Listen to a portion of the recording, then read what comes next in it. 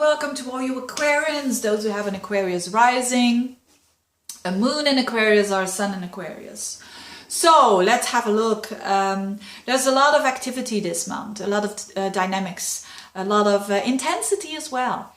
And it demands from all of us a bit of flexibility. I know Aquarius is a fixed sign, but it doesn't mean to say that if your temperament is rather being a bit fixed, it doesn't mean to say that you cannot adapt. You can learn from that and try to go with the flow or what the energies are going towards. Let's get started. There is this new moon, and it's a very special one. And it's a very positive one for you because it's in a fellow air sign. And it's in a very nice house. It's in the 5th house, a house of creating babies, creating books, creating a project, expressing yourself. That's where the focus is on the very beginning of the month. So this new moon happens on the 5th, the 6th of the month, and it's not just a new moon. It's the moon and the sun together in Gemini, but also conjunct this very little asteroid, which is called Vesta. And Vesta is the asteroid of the following. It's the asteroid of dedication, focus, devotion, sense of purpose, hard work, devotion to a higher purpose. So this is the flavor of this new moon in Gemini. So it will always be, Gemini is all about fresh new things and the mind and receiving new information. But it's on that very... So there's something about you Aquarians that you are going to be very devoted of, whether it is, for instance, having a baby or planning or wanting that and doing some actions to plant that seed literally. You know, I was going to say, I said in all the videos, this is planting a seed, but for you it can be literally. And but for others, it could be really a new hobby or a new project that they're starting, or their own business that they're starting.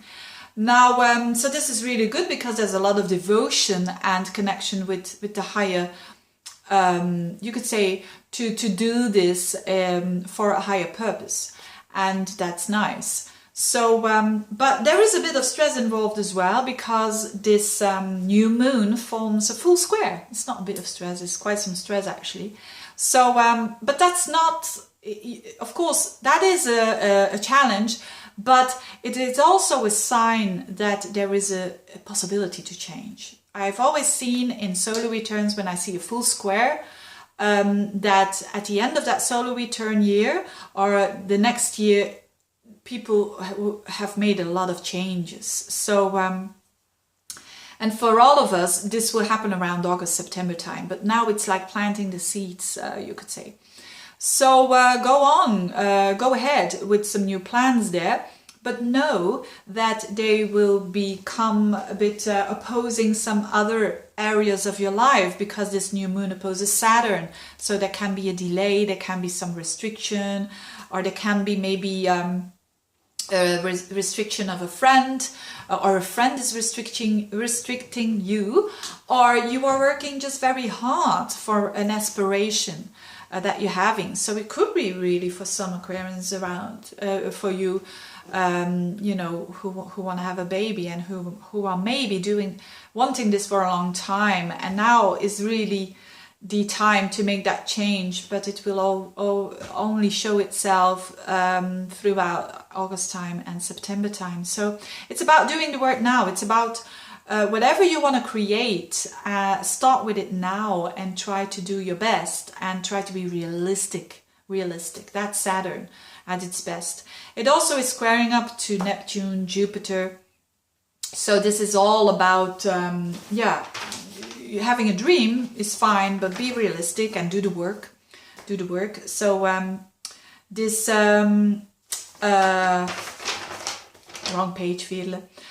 This was the Neptune and the Jupiter are in your asset houses, are in your value houses. So be very realistic with what you value. Yeah, that's basically it. Jupiter in your 8th house can create more money that you get from maybe the authority institutions or whatever, or maybe a tax refund, I mean, or an inheritance, or maybe there is a bit more money coming from your spouse or your girlfriend or your boyfriend.